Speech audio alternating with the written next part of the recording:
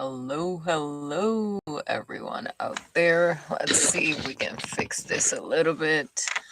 My makeup is, here, and it's a mess, but I love it because when I do my lives on makeup, they're all together. So let's get rocking. So, first of all, welcome.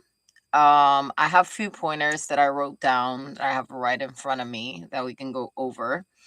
Tonight I want to talk about unworthiness, not as a flaw, right? Not as a personality trait, but as a program, a lie that many of us have inherited without even being aware of. Have you ever felt like you're not enough, too much, unseen or unchosen? And I laugh about too much because I know me. This conversation is actually going to meet you exactly where you're at. No judgments. I'm not here to diagnose anyone. Please read the disclosure. I'm here to speak from my lived experiences as well from the wisdom and knowledge of the spirit that I channel through, and also from my truth.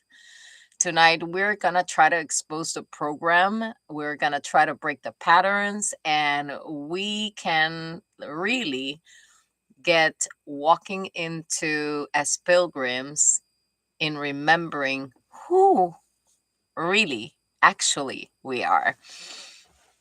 So, what unworthiness really is.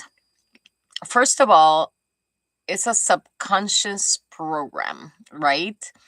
And it's formed by your early experiences. For an example, if you have been told at a young age things like you have to do specific things as a grown up to actually fit in, or you were stopped from being a child and asked to be more of a grown up when you were a kid, when you were probably not allowed to play like other kids, and probably forced or strictly indoctrinated into being the best at your school or at a hobby or at a sport. Just gotta remember that that is not your identity. That is not your truth. That is what people that surrounded you thought was the best for you. So if you don't meet those markers, you will always think that you're less than, that you're unworthy, that maybe you don't deserve a person who loves you with an open heart or unconditionally. Um, and if you actually connect this to the spiritual belief, um, we have to see who we are, right? We've been told that we're perfectly imperfect spiritual beings experimenting or experiencing a three-dimensional experience. So divine consciousness can learn from our walk, right? So, what happens when we neglect to understand our power, spiritual power, of the essence of who we are? It actually disconnects us from our divine origin and our divine guidance, which is mostly our intuition, our gut feelings, etc. And it's basically your inner knowing. So if you ever have acted like a little kid, rebellious or tantrumic or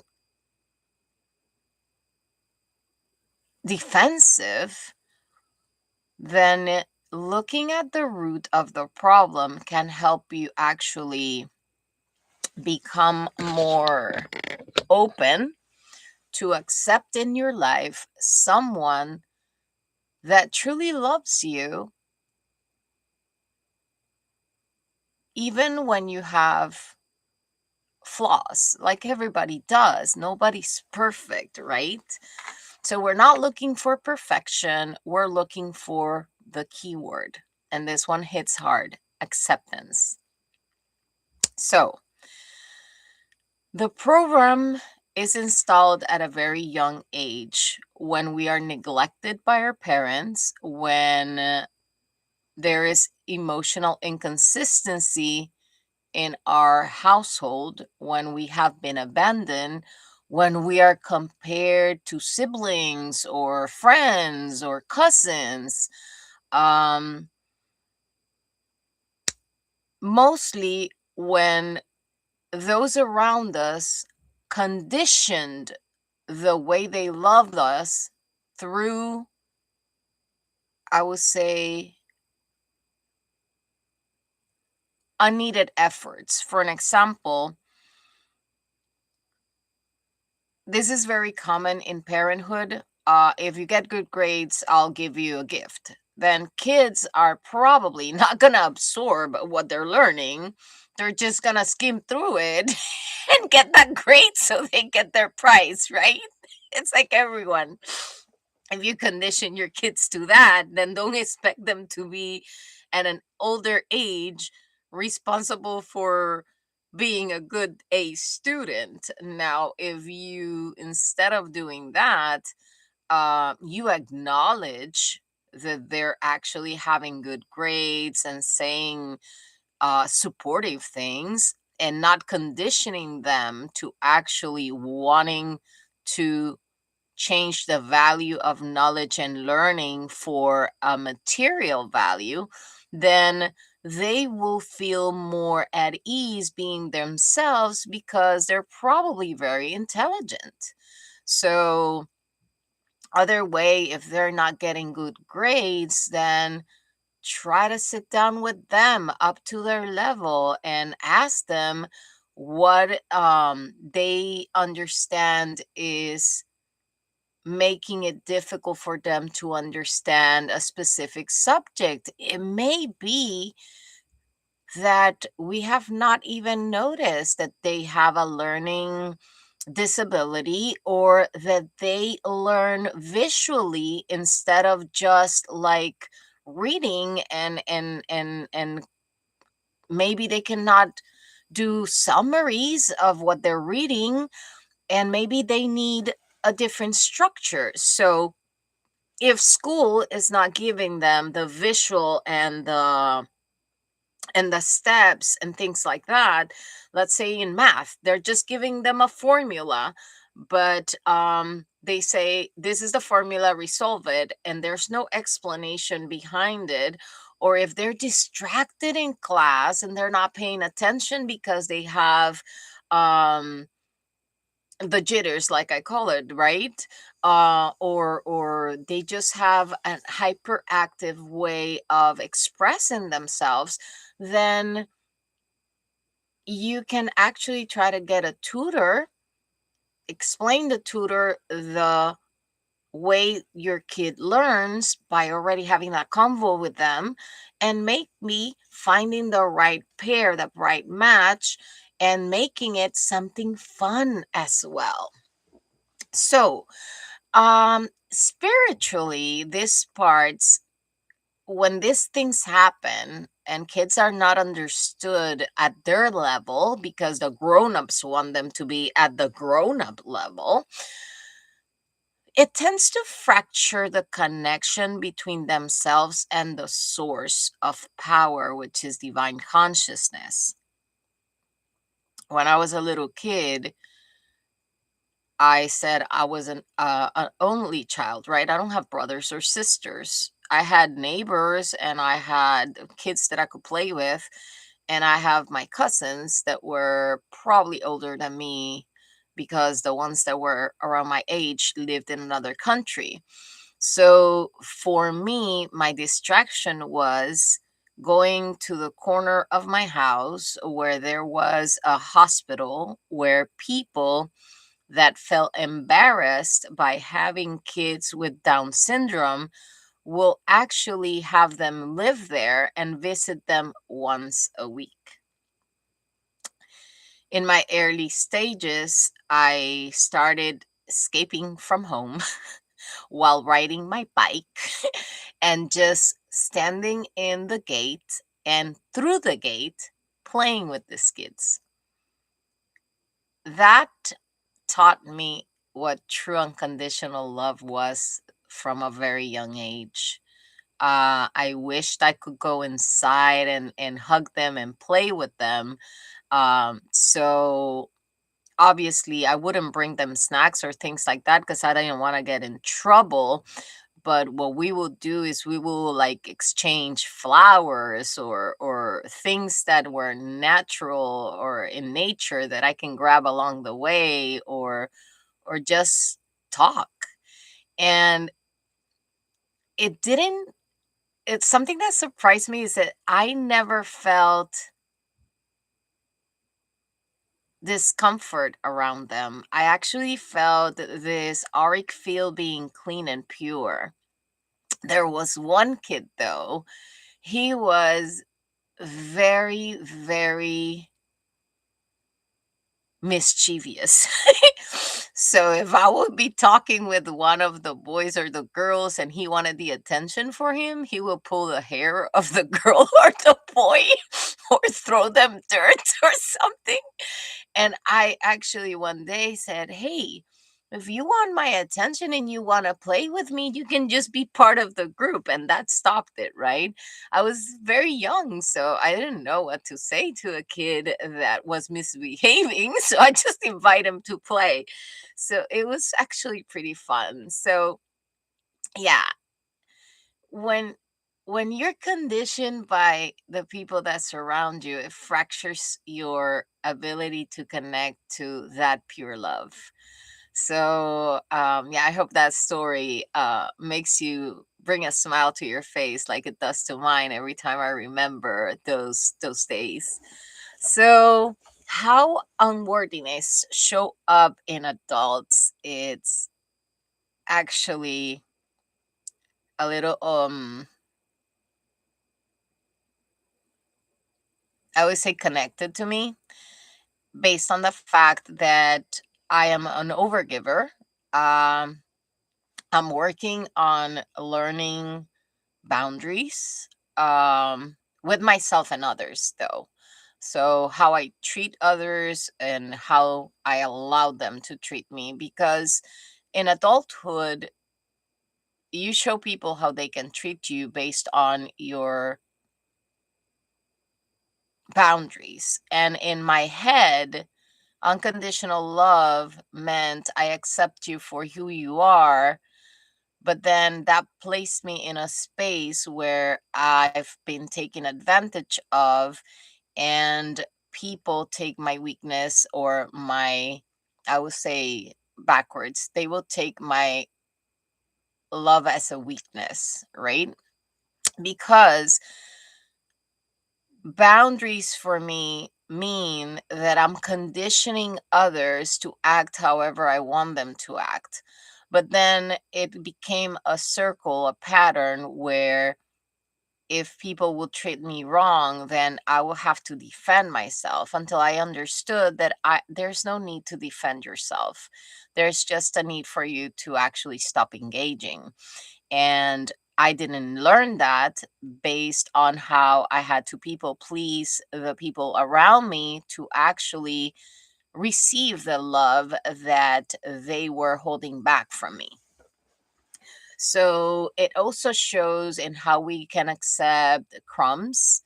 How do we feel rejection? Like we fear it, not feel it, but fear it. And that puts us also in alert mode. And I would say self-silencing. So when I started the journey, I actually didn't allow anyone to tell me to shut up. I didn't care. I just wrote whatever I had to write and I just vented whatever I had to vent because I was going through the motions of the emotions.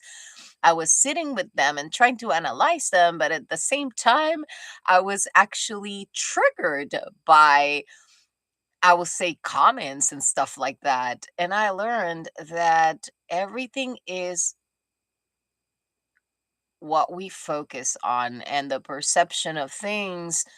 Let's say, for an example, once I commented and said something about a person that his preference in life was to be um gay, right? And I have many friends that are gay and I don't judge them. Everyone has an experience that they need to live. And for me, unconditional love means that I don't judge them because of their preference if they're not actually harming people or myself, right? So I allow them to be who they are and free of being loved and caring and just have a normal relationship, because as a little kid that you can remember, you never knew what a color was, you never knew what a sexual preference was, you never knew what, I don't know, what conditioning was. So your heart was always open to accept everyone as childs of God. And if you were indoctrinated in church, then they started telling you that you should not be playing or gathering with people that were not Christians or whatever. So the conditioning started, right? So for me, it's very contradictory, spiritually speaking, that anyone would make a denigrating comment of a culture or a sexual preference. And yes, there are moralities and things that go within, but we cannot generalize. And a lot of people generalize and stigmatize people, not giving them the chance to show them how an amazing person they are. So, what I think that the spiritual belief under this part of the grown-ups comes from, it's the how the institutionalized conditioning disrupts your connection with your higher path and your higher knowledge. Because if you are Catholic or you are Christian or you have any religious belief, you're going to understand that there is a higher power, and that higher power communicates with you through the openness of your heart, through the unconditional love that you give and you're able to receive when you allow yourself to be in that experience. So, we're going to move to the ego role in maintaining the program. So, ego attaches to pain and those stories of pain and suffering that are familiar to you. Now, it does keep you always in survival mode, which I am living proof that because of it, I developed PTSD.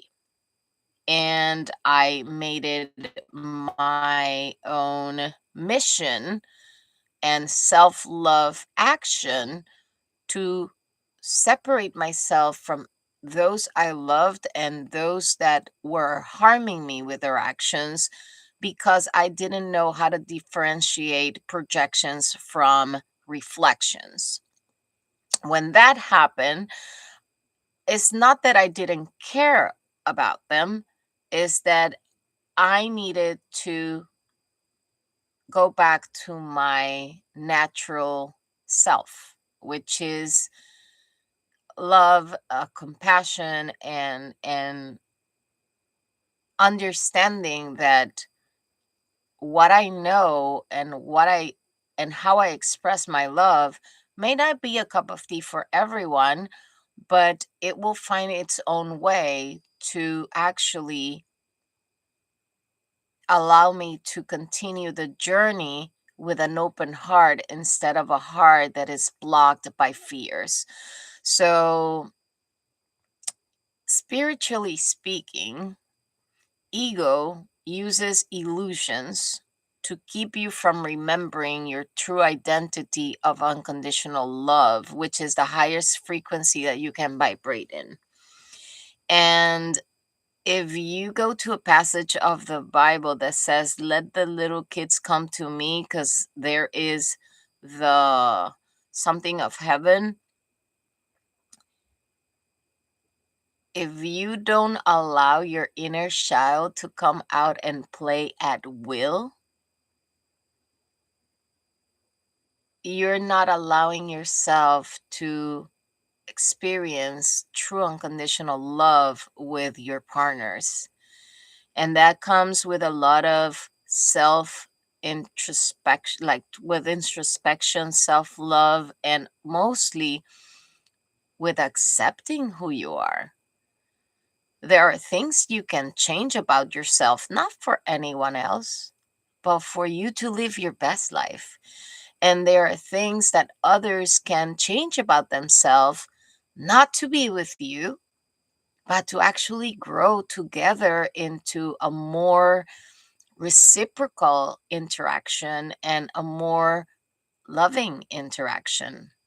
And that's where vulnerability comes at play. But when you are an adult in your ego, you are scared that you're going to be hurt, therefore you act like you don't care, or you actually push people away, or you do different things based on ego, or you boast, or you want to like show them if you have a new partner or whatever. When you come to the spiritual portion of it, what is meant for you is never going to pass you by. Therefore, if they need to experience what they need to experience, that's fine. You have the openness of your heart to allow them to experience what they have to. Now, that doesn't mean that we're going to be sitting waiting for anyone to heal or be ready to be with you. But we're opening our hearts to not hold on to what shouldn't be in your experience, and open up the gates for what needs to be in your experience to actually be lived. So, yeah. So let's start about the heart versus the wound. The wound says you're not enough because somebody else told you that you were not pretty, that you were not intelligent, or etc. It doesn't matter what it is. It's a comparison, and we spoke about it at the beginning, right? What the heart says, you were created worthy of love, worthy of compassion, worthy of being understood, worthy of being yourself in your true nature: soft, gentle, loving, caring, and and you're worthy. Regardless of what you went through, you are worthy. So when our spiritual beliefs sets in, the heart becomes the portal to the source and the truth. Because if you don't face the truth, you're going to still live an illusion based on all the conditioning that you were taught, and you will stop yourself from experiencing a true relationship that has all the of what is expressed in 1 Corinthians 13, which I know is famous around every religious beliefs, right? So, yes, uh, you just have to understand that you are worthy of being loved. And you have to also understand that nobody needs to accept, let's say, your projections.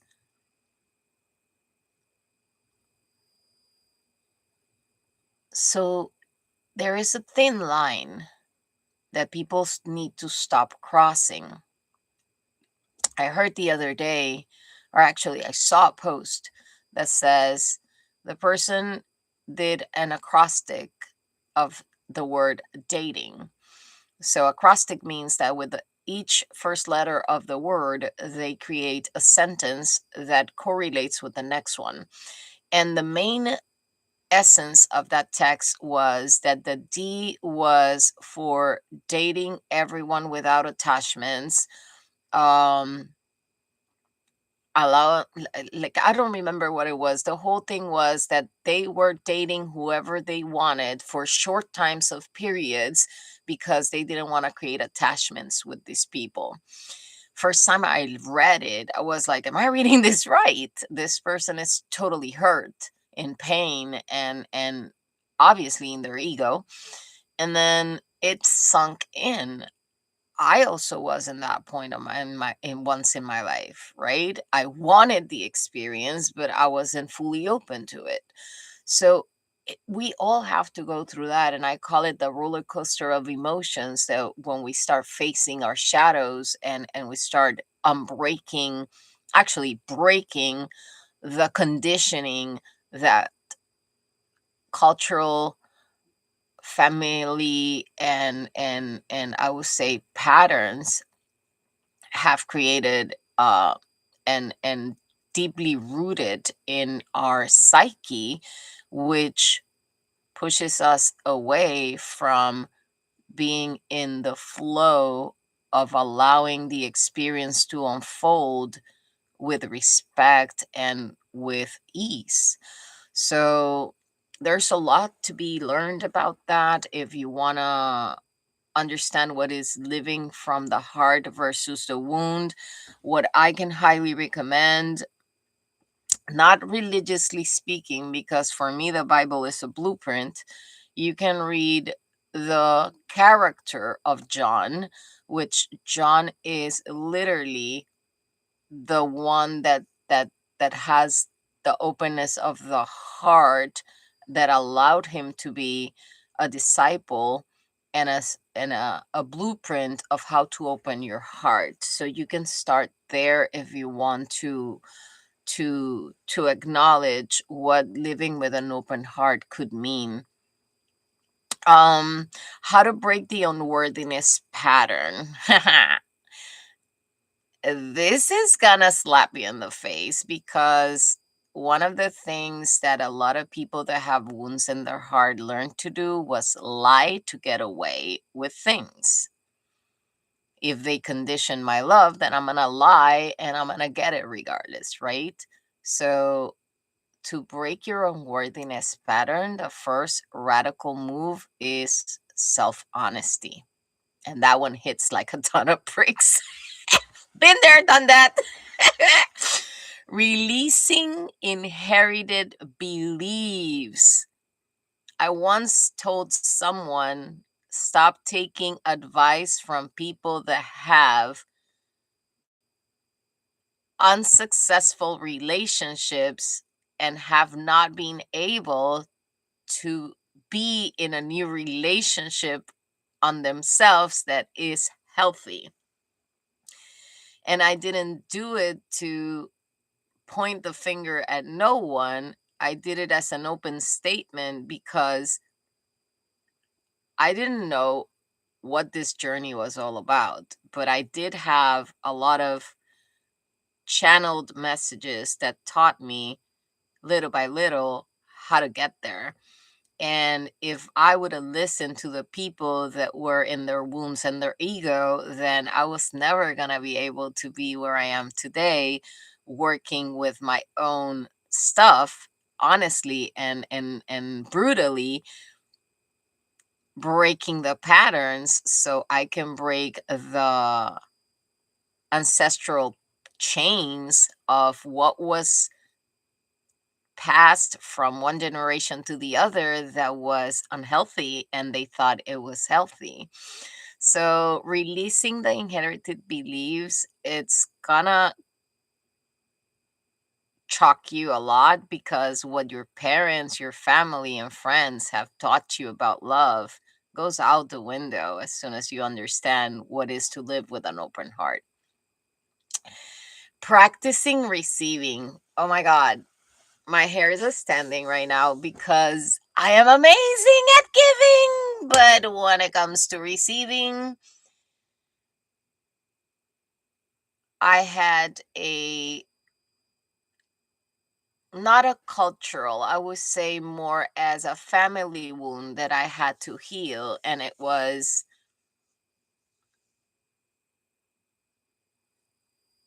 crazy beliefs like, do not accept this from whoever because that's gonna put you in a place where you're gonna be in debt.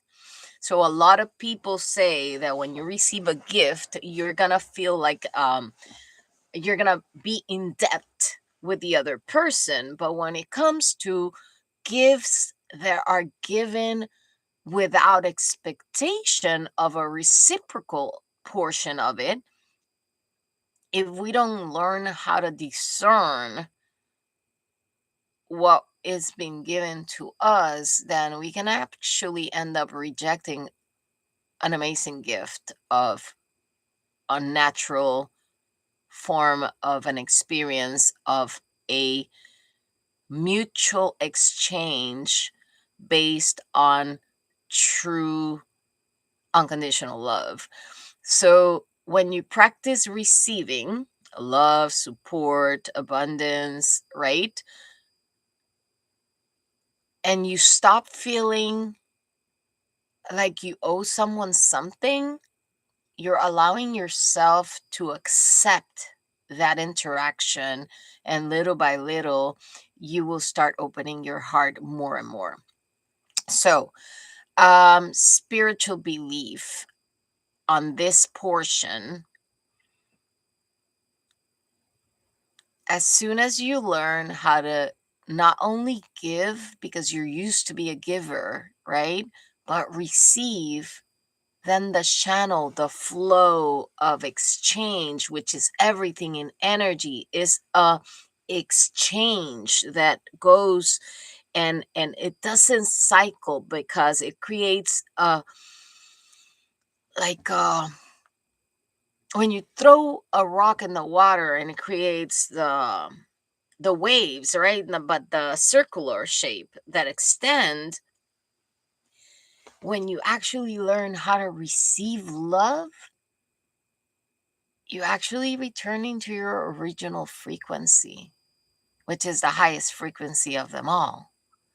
So that is something that for me was very difficult at a certain point in my journey, but life taught me. I had an experience where I met this lady that became one of my best friends in a cruise, and we ended up like literally being like family, and we give each other gifts without the expectation of receiving.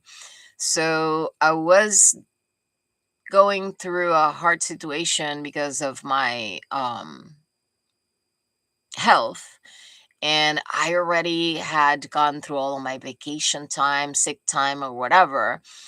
And one of my tires looked whitish, and I looked at it. And obviously, I was already doing my budgeting for it. I did have some money saved, thinking that in 2 months I would have to change my tires, and I could get there little by little, right? So when I look at this whitish thing, I actually take my finger and touch the side of it, and I felt the wire of my tires coming out. And I didn't freak out, but I said, wow, I'm going to have to invest on this before I was prepared to. So obviously, I started like putting my ducks in a row, and I said, okay, that will be okay. I can do this, I can do that, etc. So from a sudden, my friend and I are talking, and I mentioned to her that I was looking for tires, and she asked me why, and I said, oh, just because I was planning to change them, blah blah blah. Well, long story short, she says, oh, cool. So you know what? Let's do something, since you're about to get the money in essence. Um, Tell me what are the tires that you're looking at, because my husband actually knows about tires. He changed tires.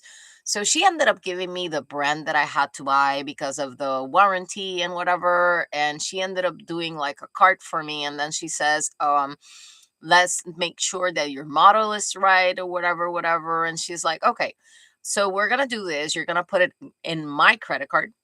And then just going to send me the money that you have saved. And then you pay me the rest whenever you had it planned in 2 months. And that will be fine. And I'm like, at the moment, I was like in my conditioning, why should I do this? Like, I don't want her to feel responsible of me. I'm a grown up, right? All the brainstorm going on. I couldn't see it as a gift of love from a friend that's trying to help me, right? So from a sudden, I said, you know what? I'm not going to allow my PTSD or my behavioral pattern to stop me from doing this, because if I don't have a car, I cannot go to work. Therefore, I will not make money. If I don't have a car and I have an emergency, I don't have how to go to a hospital or whatever. So I said, hey, I will accept your proposal, but we're going to actually do exactly what you said. I'm going to do this, I'm going to do that, and whatever. As soon as the payment went through and I got the confirmation, the next day I got an appointment for like 2 days after. When I asked her, hey, by the way, give me a way to send you the money, right? Either sell or whatever it is. And she sends me back a card, a e-card. And she tells me, congratulations, friend. This is my gift to you for being the best friend that I've ever met. So obviously I'm a crybaby. At the beginning, I felt guilty. And then I remembered that one of the reasons that we need to practice receiving is because if we stop that flow, then things don't flow. And I said, thank you, God, universe, however you call it, for this gift of love. And then what I did was I gave her a call, and obviously my first reaction was, you don't have to do this, whatever. And she's like, well, I'm going down to meet you in a few months, and then we can do stuff together, and that's the best way you can pay me, with your presence and your happiness and your joy and just being my friend. That for me was pure unconditional love. She didn't have the need to support me. She didn't have the need to feel in debt with me. Obviously, it's not like I have given her gifts that are of the same or higher value, but when I gave it to her, I gave them with open heart, right? Not expecting receiving from her. So for me, it was a shocking moment because I was not used to that type of reciprocal love, right? I was always the giver. So that taught me a big lesson on how to open myself into receiving. And it may sound to others like I'm allowing other people to enable me, but if anyone knows the truth of our story of how we met and what we've done together for years, then they may be more at ease understanding this. But just a little part of me that learned that I don't have to always give. I have to always also open up to receive, which I didn't know how to. So, what worthiness? So, let's go to the other side of the story. What worthiness looks like in real life: boundaries, clarity, and self respect. At times, my lack of understanding of these three aspects made me say things that I felt but didn't know how to follow through with them. Not that I didn't feel them, it's just that I didn't have a structure of how to work with them. So, in regards to boundaries, I will break my own boundaries at times and I guess allow people to overstep. When it comes to self respect, I used to laugh about people's projections, not because I felt that if I didn't laugh about them, I was gonna be left abandoned or behind, just because I could see the little kid and the other person was acting out based on their wounding. But that taught me that you cannot laugh at everyone's projections because they can easily think that you allow people to disrespect you in many ways, and that will unfortunately push them to act with you from their ego and do things to see how far they can get, like a little kid, right? Trying the boundaries, trying to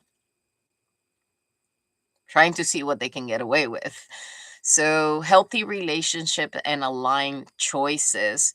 So obviously, if you want to align your nutrition journey, then you have to make good choices in the food that you eat. If you want to align with having a healthy relationship, then you have to learn how to see unhealthy relationships and walk away from them.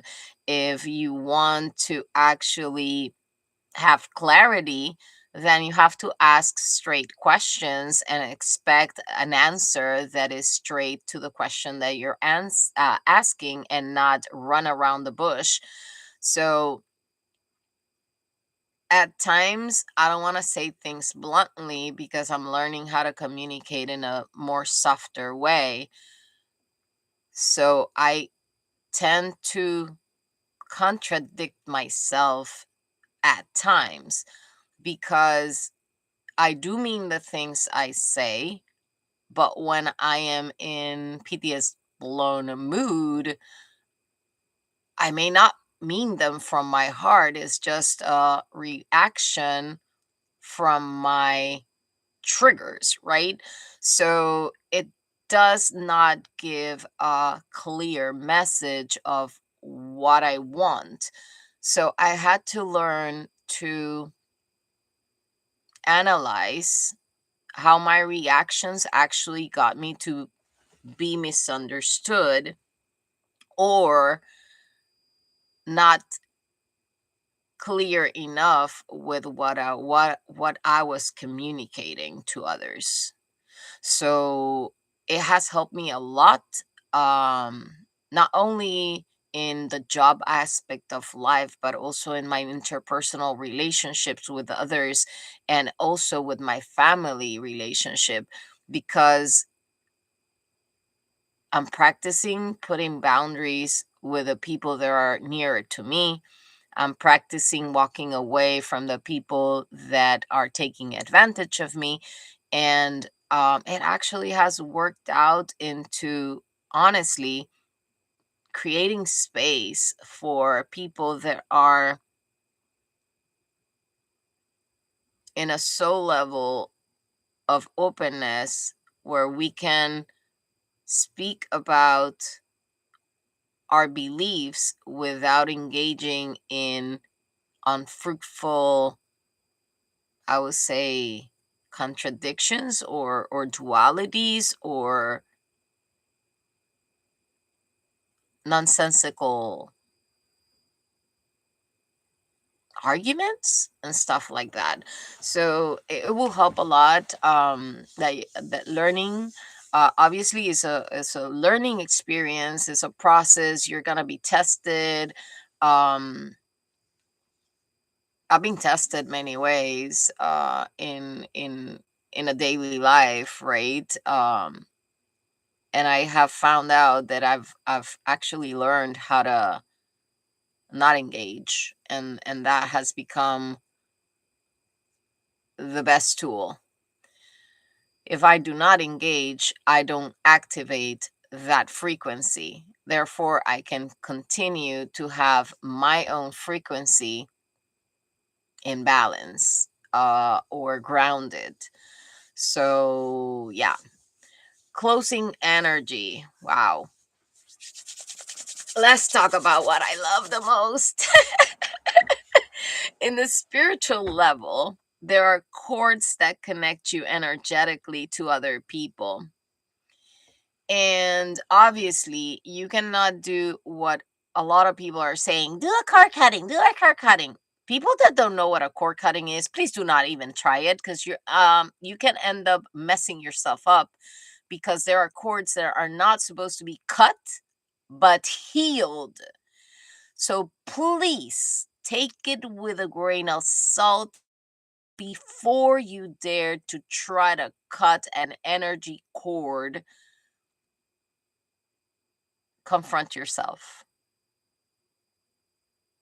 Confront yourself and be truly honest and take accountability, because there are cords that are not meant to be cut or broken, just healed. With that said, understand you were never broken. You were conditioned to think you were.